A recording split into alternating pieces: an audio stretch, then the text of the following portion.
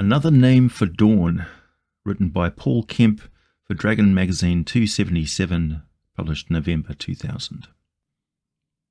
The garbage-strewn alley behind the black eyes stank of puke and rotting fish. Vasson wrinkled his nose, enduring the odour, and staring holes into the eye's back door. It was nearly 4 hours past midnight. Jeldis would be coming through in moments. The target, Nomen Thorsar, soon thereafter. At ease in the darkness, Vasson settled deeper into the shadows beside the inn's back exit. Saloon rode full and bright in the night sky above, but the tall wooden buildings that lined the alley blotted out her light. Here only a soft silver glow reached down to caress the street. Vasson waited, tense. Long seconds passed. With the waters of the inner harbour only a dagger's toss behind him, he could hear the waves of the sea of fallen stars lapping against Westgate's piers. The sound lulled him to lethargy. To keep himself occupied, he ran through his dwarven language lesson from the day before. Vasson enjoyed both the linguistics lessons and the after-session talks with Theros, his teacher. Everything else that involved the night masks was drudgery to him. Though the Faceless, the night masks' guildmaster, had culled him from an orphanage and trained him up as an assassin and translator, Vasson knew that the guild would discard him whenever it became convenient. He owed them no gratitude, and now he wanted out. To get out he needed coin, and he knew how to earn money only through extortion, bribery, and assassination. The logic was inexorable and ironic. To get out, he needed to get deeper in. From behind the inn's door, the loud crash of a broken dish gave him a start. He rebuked himself for his inattention and refocused on the job. He could not afford to be sloppy. The murmur of voices carried through the inn's oak walls. An occasional shout or laugh rose above the general din. The place sounded crowded. Good, he thought. He and his crew had chosen the Eye for 2 reasons. Nomen Thorsar regularly slummed there, and none of the crew had ever set foot in the place. Their faces would not be remembered, and they would never be back. The door flew open. Candlelight, voices, and the smell of beef stew spilled into the alley. Out of professional habit, Vasson closed one eye to avoid entirely losing his night-adjusted vision. A tall figure stood momentarily silhouetted in the doorway before pushing it closed. Jeldis. The big man walked past without slowing. Above the stink of the alley, Vasson caught a whiff of his smell, oiled leather and stale ale. His ringmail armour clinked as he moved. He wore a longsword at his belt. Nomen. Drunk with 1 bodyguard, Jeldis said. Less than 20 count behind me. Got it, Vasson acknowledged. He and his team had trailed Nomen Thorsar for the previous 2 10 days. They had learned that when slumming, the nobleman always entered and exited via back doors. Things were going according to plan. Don't foul this up, Jeldis hissed over his shoulder. Piss off.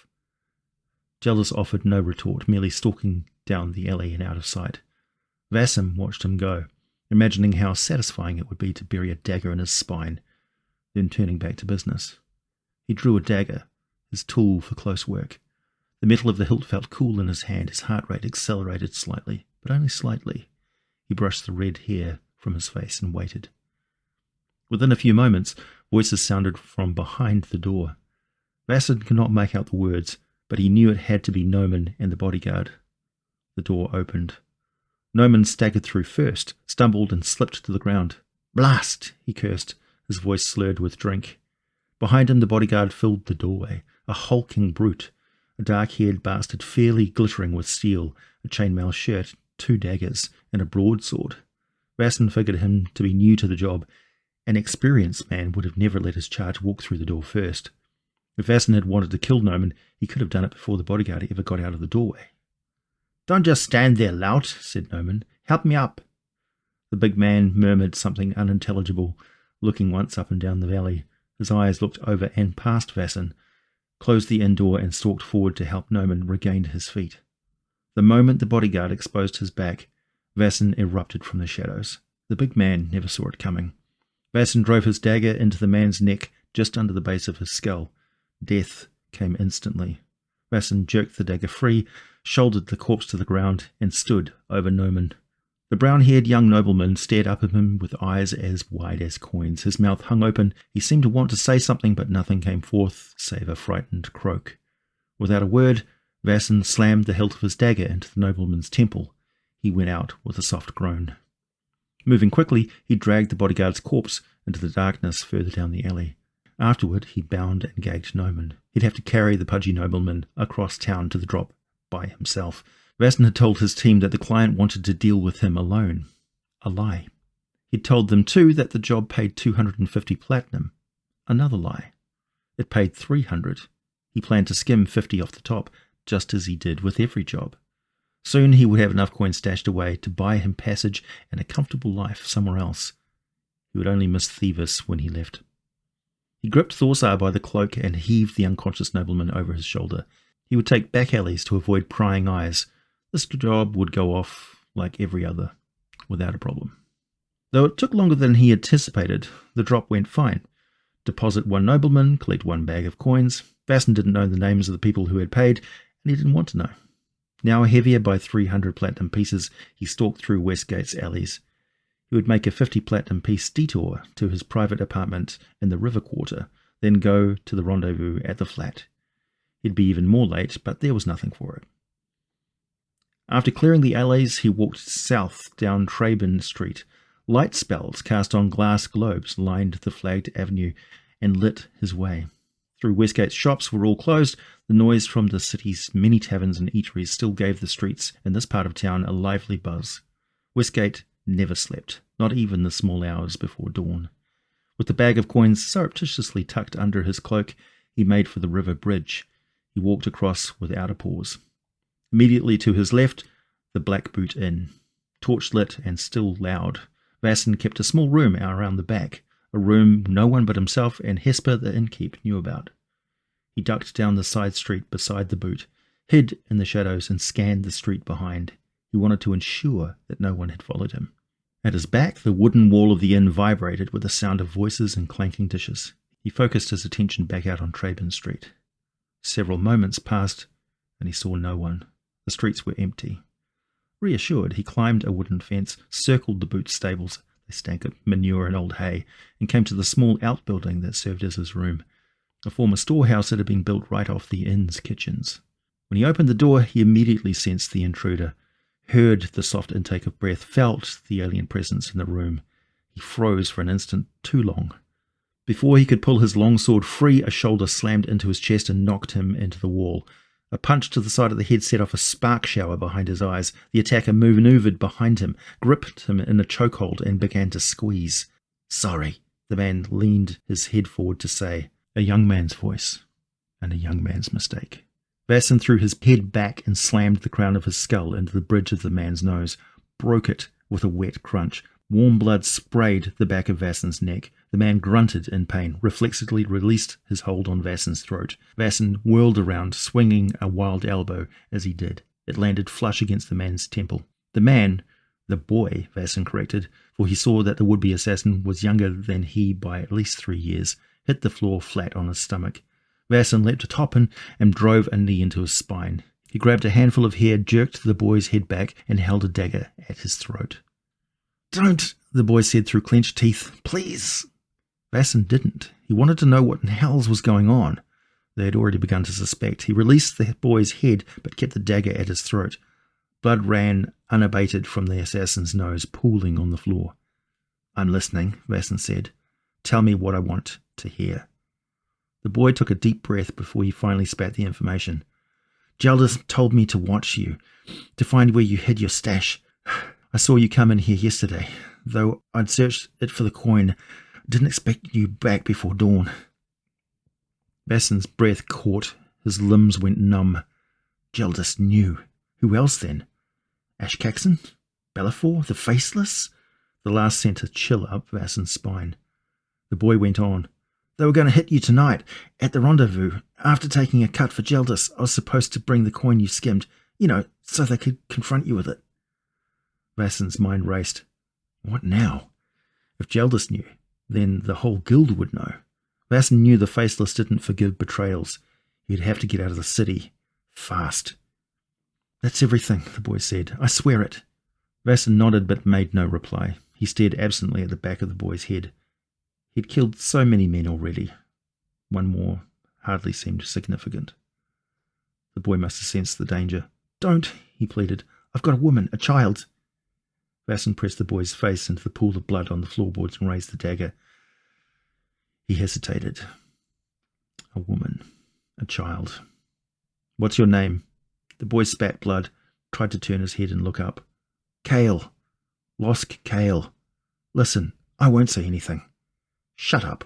Vassen felt the boy shaking, smelled the ammonia stink of his fear. What was one more murder? He wondered again. But this time answered his own question. One more was one more. He figured it was time to start making changes. Tonight's your lucky night, Kale. He slammed his dagger hilt into the back of Kale's head. The boy grunted and went limp. Vassen left the boy where he lay and rose. He felt a peculiar lightness. It felt good to have spared the boy. Lost Kale was the first unfinished business Vassen had ever left behind him. He hoped he did not come to regret it. He hurried across the room and slid aside the cheap night table that sat beside his dirty bed. Beneath it was a loose floorboard, the stash Kale had sought but not been able to find. Vassen used his dagger to pry out the plank. The hole looked like a mouth cut into the floor, a mouth that fed on skimmed coin. Its appetite was going to get Vassen killed. He reached in and pulled everything out, another leather bag filled with platinum coins, 4 healing potions and steel vials, a magical necklace with explosive globes for charms. He prized this last above everything. A grateful mage had given him the necklace as a bonus for a job the crew had done a couple of months back. Vassen had never worn it for fear that he would have to explain its existence to his crew. He wore it now. There would be no more explaining. He shoved the potions and a handful of spending money into his belt pouch. Afterward, he consolidated the 2 bags of coins, those he'd skimmed previous plus the entire take from tonight, and put them into a backpack, which he shouldered on. He did not have as much coin as he had wanted, but it would have to be enough, if he could get out of Westgate. He took a deep breath and headed for the door. On his way out, he bent over Kale's body, took a few platinum pieces from his belt pouch and stuffed them into the boy's hand. For the woman and the child, he thought. With that, Vassen walked out of the door. With one hand on the hilt of his sword, he backtracked past the stables and walked out into Traven Street. Immediately, he felt vulnerable and exposed. The light globe seemed too bright. The backpack on his shoulders weighed heavy. Struggling to stay calm, he kept an alert gaze on the street ahead, on every shadowy corner. Already he was late for the rendezvous with Jaldis and his crew. He had no doubt they'd be looking for him. The whole guild would be looking for him. Nervous, he pulled up the hood of his cloak and walked on. He wished now that he did not have such a conspicuous head of red hair. It occurred to him then that he did not know where he was going. He had no clear plan. He knew he had to get out of Westgate, but he wasn't sure how to do it. The city had only 6 gates. If Jaldis had alerted the rest of the guild, then the Faceless probably had men stationed at each gate already. No good. He could try and scale the city wall, but rumour had it that the walls were magically trapped. That left only one other way out, by ship. The Faceless would have men at the harbour too, but Westgate's maze of piers and ships was so big that Vassen thought he could avoid night mask agents and still get through. The problem would be in finding a ship that would allow him passage without questions. To find that kind of ship, he'd have to make for the outer harbour. The spike of land shaped like an angler's hook, Westgate's harbour quarter was really comprised of 2 separate entities. The interior of the hook, the part shielded from the sea, was the inner harbour. There, legitimate trade went on, and the city's harbour master ruled. The exterior side of the hook, that part that faced the open sea, was the outer harbour. There, rickety piers and decrepit warehouses provided the milieu for the city's black market. The harbour master's authority extended there only in name. Vaesen would find a ship there, if anywhere. His mind made up, he picked up his pace and headed north. He tried to stay out of the light and kept a ready hand on his sword hilt. Ahead, 5 men walking with a purpose rounded the corner. Vaesen assessed them at a glance. 4 wore leather armour and carried lots of steel. Jeldis was among those. The last wore dark robes and bore no visible weapons. Likely he was a spellcaster. Before they could spot him, Vaesen darted into a side alley and immediately realized his mistake. The alley was a dead end, and he did not have time to scale the wall. He looked around frantically. There was no cover save a few barrels. He ducked behind the nearest and waited, heart racing. He filled both his fists with steel.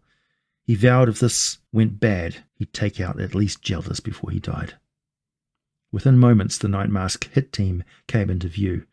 They stopped near the mouth of the alley, no more than a dagger toss from Vaesen's barrel. Vaesen tried to focus his hearing above the sound of his own thumping heart. "Is he close or not?" Jeldis asked the mage tersely. The mage shrugged.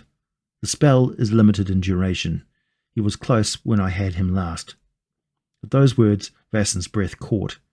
The mage was a hound, a spellcaster who used divination to locate men and treasure. Vaesen did not know how the magic worked. Maybe they tracked him by name, maybe by description, or maybe by some item he carried. But he did know that he was in serious trouble. Jeldis put a threatening hand on the mage's shoulder. "Then you get him again. Cast another spell, or whatever the hells you do. We have to be the ones who find him, you understand?" Behind his barrel, Vaesen exhaled nervously. He knew now that multiple teams were tracking him. His crewmates must have told the Faceless, and now the Guildmaster had turned the masks loose, hounds and all. It was a good thing Vaesen had not gone to the rendezvous. He'd have been taken, and he'd have died ugly. "I'll tell you what I understand," the mage replied. "I understand that you shouldn't have kept Vaesen Korova's treachery to yourself for as long as you did. I understand that if he gets away, you're likely to end up floating in the harbour. That about right?" Jeldis snarled, grabbed the mage by the robes and jerked him close. "That's about right. So I've got nothing to lose in bleeding you out, now do I?" The mage's arrogance vanished. "Fair point." Jeldis grunted and let him go. The mage straightened his robes, tried to recapture some dignity. "You want me to cast it now?" Behind his barrel, Vaesen readied himself. If the hound cast it now... "How long's it last?" Jeldis asked. "A quarter hour, right about." "How many more can you cast a night?" 3. Jeldis rubbed the back of his neck and considered. "Let's get closer to the river bridge first," he said at last. "My informant says he keeps quarters south of the river." With that, they started to walk off. Vaesen closed his eyes and tried to breathe. This was going to be tougher than he thought. When he finally got himself back under control, he ran his hands over the alley wall. It was rough stone, an easy climb. From now on, he would move at street level only as necessary. If the guild wanted him, they'd have to come up to the city's roofs. Leaping alleys and dashing across the tops of buildings, Vaesen started to head for the outer harbour. Before he had travelled 2 blocks, however, he remembered Thieves, and could not leave without saying goodbye. He knew it increased his risk, but Thieves had been good to him, fatherly. With his mind made up, Vaesen turned east. Thieves lived alone in a modest brick home in the foreign quarter of the city. Vaesen had never learned how his tutor had become beholden to the Faceless. He knew only that Thieves was a former adventurer with shadows in his past. Vaesen had never wanted to know anything more. To him, Thieves was simply a teacher and a friend. Vaesen stood on the street a block away from his tutor's house. He surveyed the buildings all around, the rooftops, the alleys. He saw no one. Here, torches rather than light globes lit the street, and the dancing brands cast a flickering patchwork of shadows. To the east, the sky was already beginning to lighten. He did not want to be on the streets when the sun rose. It was now or never. Thieves' house stood dark. The old man must still be sleeping. Vaesen hurriedly crossed the street and approached the house. When he reached the door, He debated for an instant whether he pick the lock or knock. Knock, he decided, and rapping against the wood, the sound reverberated up and down the street.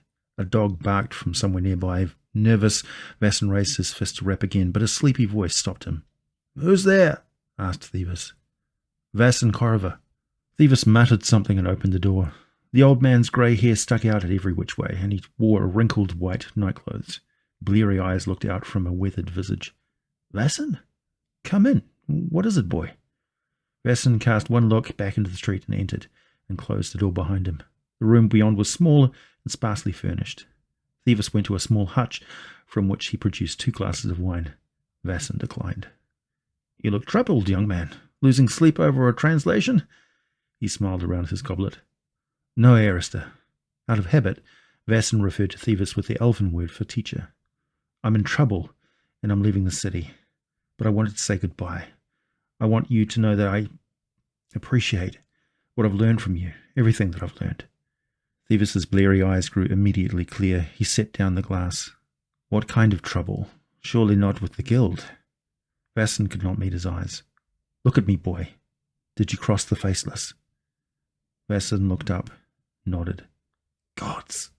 Thevis oathed. He sank into the armchair beside the cold fireplace. "Gods, boy! If you were foolish enough to cross the guild, then you didn't learn anything important from me." Vaesen tried to keep the hurt out of his face. Thevis's reprimand had hit him hard.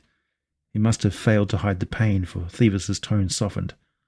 "I'm sorry, Vaesen. I didn't mean that.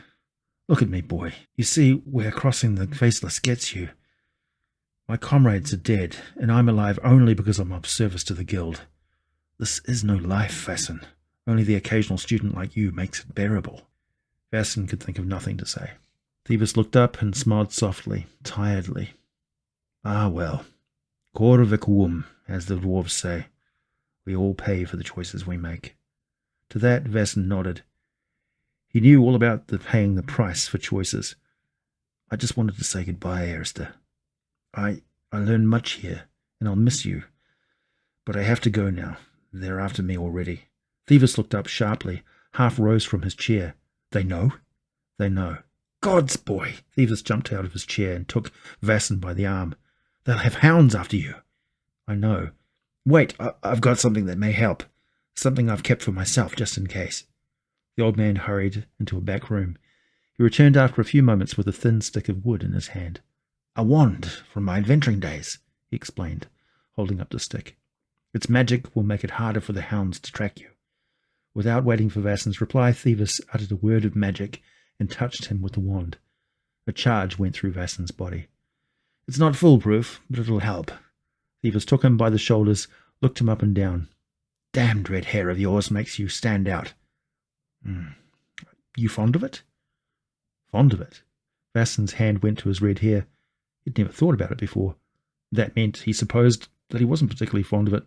"I guess not." "Good. A cantrip, then." Thevis smiled, reached up and put his hands around Vasen's head, and uttered a quick incantation. Vaesen felt a flash of pain in his scalp. Before he could think why, his hair fell to the ground in a red shower. "Blast!" he cursed. He ran a hand over his now smooth pate. A strange sensation. Blast! "I'd shrink you too if I could. Your height is conspicuous. Get used to the baldness, though. It's a good disguise. Makes you look a new man." Vaesen looked at the hair around his feet and smiled. A new man. Indeed. Inexplicably, his thoughts turned to Losk Kale, the boy he had spared earlier. A new man. Thevis grew serious. "You'd better go. I don't know where you're going, but when you get there, get yourself smart. Get out of this kind of life, you hear?" Vaesen nodded. "Goodbye." He squeezed Thevis's shoulder. Without warning, the old man caught him up in an embrace. "You've been like a son to me, Vaesen. I'll miss you." Thevis's voice shook. Before Vasen's own eyes began to well, he nodded, turned, and walked out the door. When he hit the street, he headed for the harbour, the night breeze dancing over his bald scalp. He found the sensation enjoyable and decided to leave the hood of his cloak down. Because he had little time, he opted against using the rooftops. Instead, he headed in a straight line for the harbour. With Thevis's magic thwarting the Night Mask's hounds, He could buy passage and hide aboard the ship until it weighed anchor. The brick and timber shops around him were beginning to awaken. Candlelight leapt from around closed shutters as shopkeepers prepared their wares for the upcoming day. A few were already out sweeping their front stoops. Farmers made their way toward the market in creaky horse-drawn wagons. Vaesen passed them by and said nothing. He was only minutes from the harbour. He started to cross Mordenkainen's avenue when, from his right, he heard a shout of, "There! That's him!" He spun to see 3 men racing towards him, iron bare. Behind him stood a robed figure, already in the midst of spellcasting. Thieves had warned him that the wand's magical protection was not infallible. At least one of the hounds had managed to track him. He jerked free a dagger and hurled it at the charging man. It buzzed through the air and took the man straight in the gut. He grunted, doubled over, and fell to the street. Vaesen turned and ran. He hadn't taken 2 strides before the hound's magic affected him. His muscles grew thick and sluggish. He suddenly felt as though he was running through mud. Behind him he could hear the stomps of his pursuers on the flagged street. They were drawing closer. He tried to fight off the spell, willing himself to move, but his legs felt leaden. His arms would not answer his commands. Without warning, the spell effect ended. He'd resisted it. Smiling fiercely, he exploded back into a run and sprinted down the nearest alley, the men pursuing hard after. Vaesen toppled every barrel he passed, sending them rolling behind him. First one, then another, then another. The men cursed, tried to leap them, failed and fell. Breathing hard, Vaesen rounded a corner, got a grip on the rough wall, and climbed for his life. It would be only moments before his pursuers regained their feet. He hadn't made it 20 feet before he heard them approach. He froze, tried to make himself one with the wall. Cursing and breathing hard, the men were right below him. Vaesen's heart hammered in his chest. He held onto the wall with only one hand. With the other he gripped an explosive globe on his necklace, readying it for a throw. Then they ran past and continued down the alley.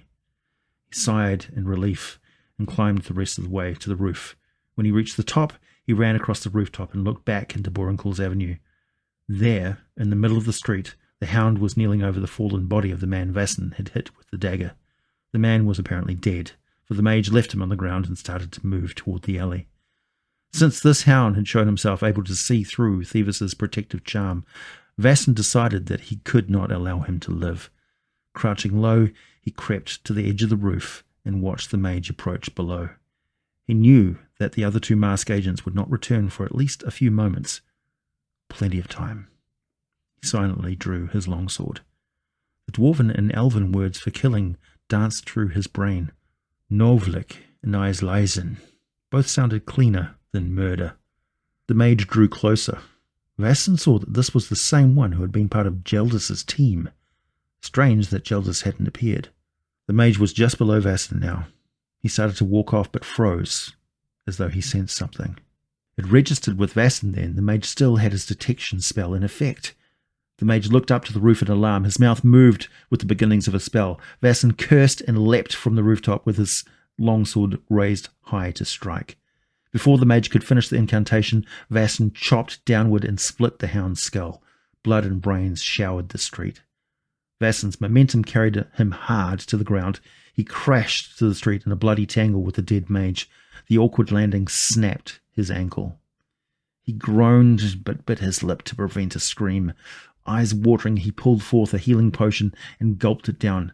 Instantly, the bones of his ankle knit back together. He disengaged from the body of the mage and stood to test the ankle. Still tender. He gulped a second healing potion. The pain vanished altogether, but for the corpse at his feet, it was as though the leap had never happened.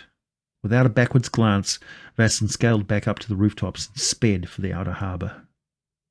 He made it to the harbour without seeing any more night mask hit teams. The smell of sea salt and fish filled his nostrils. Before as far as he could see, to the north and south, ships sat at piers. There were inner sea galleys, birams from the south, Cimmerian schooners, even a few high-prowed longboats. A forest of masts stood out against the pre-dawn sky, black spires ascending skyward. Even at this hour, he could hear the occasional shout carrying from the ship's rigging. Scattered groups of men walked the waterfront, some obviously sailors returning from shore leave drunk, others unidentifiable pedestrians. From atop a warehouse roof, Vaesen observed for a time, tried to determine whether any were mask agents. He couldn't tell. With nothing else for it, he climbed over the lip of the roof and descended the warehouse wall. Once at street level, he melted into the darkness and peered up and down the wharf. He saw no pursuers, only darkness. Across from him, a three-sailed schooner sat at its berth. As good a ship as any. Lanterns illuminated the deck. Sailors climbed among the rigging like spiders in a web, shouting, working, laughing. He looked to the masthead, but the ship flew no colours. An independent merchant then, or maybe a pirate. Either way, fine by Vaesen. He looked once more up and down the wharf, saw no one, and broke from cover. Walking quickly, he hoped unobtrusively, he made straight for the ship. A plaque affixed to the side of the prow declared the vessel's name, the Wave Runner. A few of the crewmen on deck watched him approach. Two left whatever they were doing and walked down the gangplank to meet him. Vaesen kept his hands empty and visible. The sailors wore the light scrubs and soft leather shoes typical of seamen, each sporting several days' growth of beard. Their hard eyes asked Vaesen his business before they ever opened their mouths. "Help you, mate?" asked the taller. Vaesen saw that he held some kind of a spike or pin nestled in his palm, a weapon. The other sailor stepped out wide, took a flanking position. Vaesen made no hostile move. He figured the men to be pirates with sensitive cargo aboard. He did not want to appear a snooper or agent of the harbour master. "I need passage. When do you sail?" The taller sailor ignored the question, flashed a hard smile of stained teeth. "We sail at dawn, but we ain't taking passengers."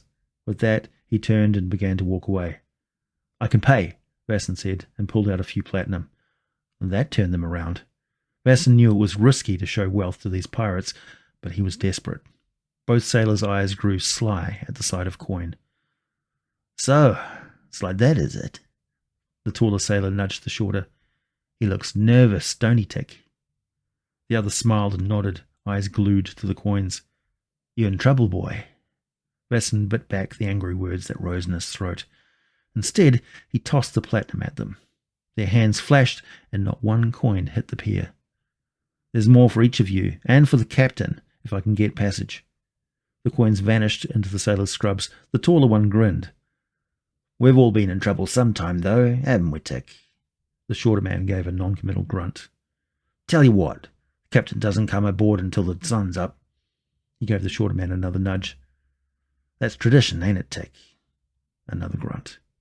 The taller one looked at Vaesen and again flashed those stained teeth. "You can wait here on the pier until he shows. It's the captain's say whether you come on or not. But for the right price, he's been known to take on folks, even ones that have trouble. Hasn't he, Tick?" Tick said nothing. Vaesen kept the anger from his face. There was nothing for it but to accept the offer. "I'll wait." The sailors nodded. "Suit yourself," said the taller. Without another word, both Tall and Tick turned and walked back up the gangplank. Vaesen walked a short distance away, burned that he had to endure smugness from a couple of deckhands. Any other night and he'd have shoved that spike down both their throats, but tonight was not any other night. Wave Runner was his best hope. Out of long habit, he translated the vessel's name into Elven, Dwarven, Lyrinal, and Thoras. The linguistic exercise reminded him fondly of Thieves. He smiled to himself, thought of his mentor, and waited for the captain to arrive. Dawn was less than a half hour away. The lap of waves against the pier made him drowsy. Closed his eyes, felt his fatigue for the first time. A harsh voice pulled him out of his reverie. Jeldis's voice. "You think shaving your head would hide you from me? I can recognize your walk at a spear's cast, Corriver, and I didn't need a hound to tell me you'd come to the harbour." Vaesen snapped open his eyes and whipped free his blade. Jeldis stood at the end of the pier, 10 paces away, his own longsword already in hand. Vaesen scanned the area, but there was no one else in sight. Jeldis was alone. The big man must have read his gaze. "Just you and me, Corriver. I've sent away the rest of my team." His cold eyes promised blood. "It was my mistake to wait so long to move on you. My mistake to remedy." Vaesen considered jumping into the harbour, but thought better of it. The grey water offered no escape. What would he do, swim out of Westgate? No, Wave Runner was his only hope. He needed to put Jeldis down now or die trying. Resolved, he lowered into a fighting crouch. The pier did not offer as much manoeuvring room as he would have liked, but it would have to do. He was just as big as Jeldis, just as strong, and a heartbeat faster. At least he hoped. As Jeldis approached, Vaesen remembered his healing potions. He pulled one of the steel vials from his belt pouch and gripped it in his offhand. Might as well have it on hand, he figured, just in case. Out of the corner of his eye, he saw that the crew of the Wave Runner had congregated near the railing, smiling, murmuring. They're going to watch the show. Vaesen resolved to make it a good one. "There's only one way out of the masks, Corriver," Jeldis said as he slowly closed, and Vaesen knew it to be true. The Faceless never let anyone escape, never stopped hunting traitors. The sailors at the Wave Runner's railing hollered encouragement. "Get him, Baldy!" a few said. "Yeah, kill the puke!" That set off a general round of laughter. Jeldis shot them a hateful glare and charged down the pier. He swung overhand for Vaesen's head. Vaesen parried, lashed out with a kick for the knee. It missed, and Jeldis danced backward. Vaesen quickly followed up with a flurry of blows. He stabbed, ducked, and slashed. The sailors murmured in appreciation, but none of the blows struck home. Jeldis was too strong and equally fast. The big man parried again and again. His longsword seemed everywhere. Vaesen knew he could not let this continue much longer. Another masked team could come along. Desperate, he lunged forward, blade aimed low for Jeldis's groin. The big man swatted the blade aside, spun, and punched Vaesen in the face with a free hand. Vaesen's vision went blurry for a heartbeat. Reflexively, he struck out with his blade as he backed off. Felt it nick flesh. Wave Runner's crew let out a cheer. Jeldis exclaimed in pain. Vaesen tried to recover his wits. Enraged by the wound on his forearm, Jeldis rushed forward and loosed a barrage of blows. Vaesen backed off, desperately parrying. The ring of steel on steel was so fast as to sound continuous. After an eternity, Jeldis backed off. Both men stood facing each other, breathing hard. "You'll never get away," Jeldis gasped. "If not me, then someone else." Jason was too tired to mouth a reply, just sucked in air. His arms felt leaden. His soul too felt leaden, weighed down with hopelessness. Jeldis was right. There was always going to be someone else, as long as he lived. Angrily, he squeezed that vial in his hand. The vial! An idea took shape in his mind. He charged Jeldis with a roar, and as he did, he popped the cork from the vial. Jeldis backed off, still gasping, blade held defensively. Vaesen closed, swung for Jeldis's neck, missed, and left himself horribly and deliberately exposed. The big man dropped to one knee and stabbed Vaesen through the gut. Pain exploded in Vaesen's body. Warm blood gushed from the wound and began to soak his cloak. He struggled to keep his feet, damning himself for a fool for trying such a desperate gambit. Jeldis gave a grunt of satisfaction and jerked the blade free. The movement of the steel tore flesh and sent another wave of pain through Vaesen's body. He reeled, staggering backward, feeling his lifeblood pouring from his abdomen. Jeldis raised his blade high, intending to finish the combat. Vaesen, still desperately clutching the vial, feigned a stumble, teetered on the edge of the pier, and let himself fall before Jeldis could close. As he did, he slammed the vial into his mouth, cracking a tooth in the process, and gulped. The cold water of the harbour swallowed him. The potion did its work instantly. The hole in his abdomen closed, the horrific pain stopped. He felt a flash of satisfaction, but it vanished quickly. He had not been able to take a deep breath before submerging, and he had to stay down long enough to convince Jeldis that he was dead. The dark water was impenetrable. Though he dropped his sword and shed his daggers, his clothes still weighed him down. Already his lungs began to burn. He tried to keep count of how long he'd been under the water, but quickly lost it. "Leave, Jeldis, you bastard," he willed to the surface. "Leave." Instinct demanded that he surface. To fight it, he instead swam downward and found Wave Runner's side and swam along her barnacled keel until he reached the other side of the ship. There he swam towards the nearest pier, still submerged. His lungs were on fire. He blew out some air, fought the urge to gulp in more, and swam. When he reached the pier, he again forced himself to stay down, blowing out air a little at a time. He brought himself a few more seconds. Finally, he could take no more. He broke the surface and inhaled, unarmed and exposed. A pair of legs stood on the pier over him. Vaesen waited for the killing blow, but it never came. Instead, a hairy, calloused hand appeared before his face. Vaesen wiped the water from his eyes and tried to focus. "I thought I'd be pulling a corpse from the water," The voice belonged to a grizzled, middle-aged man with a black beard and bald head. His barrel-chested body had long ago gone to fat, but he still looked strong as a bull. He had only one arm, and that was extended to help Vaesen from the water. Vaesen took the proffered hand, and the man heaved him up easily. "There he is, boys!" the man called up to the railing of Wave Runner. At that, a soft cheer rose up from the crew. Vaesen winced at the sound, scanning the docks for Geldis. The man read Vasen's expression and thumped him on the back. "No need to worry, boy. The other fella sprinted off the moment you hit the water." He smiled and jerked a thumb at the ship. "I think he was worried the boys might take matters into their own hands." Still gasping, Vaesen only nodded and clasped the man's shoulder gratefully. "My mate tells me you want passage aboard the Wave Runner. Is that so?" This man was the captain, then. Vaesen did his best to recover his breath. "That's so. I can pay." "So I hear. But you're a hunted man, no?" Vaesen automatically translated the term. Hunted in common, Vikric in Dwarven, Aes in Elven, Erevis in ancient Thoras. The drill reminded him of Theros. Sadness filled his breast. He fought down the feeling and looked the captain in the eye. After all that had happened on the pier, he could hardly deny it. "I am." The captain eyed him shrewdly, finally broke out in a grin. "That's fine by me." Vaesen exhaled. "At last," returned the captain's smile. "Let's get you aboard then. We weigh anchor within the half hour." When the ship left, Vasen's soul too would weigh anchor. At last he would be free of the masks. "I'm Valamor, boy, Captain Gross Valamor. What shall we call you then?" Vaesen looked about. The captain had named him a hunted man. Hunted would be his name then. "Erevis," he said. "Erevis Kale." The sun broke the horizon. Dawn already. The city was coming back to life. It was a new day.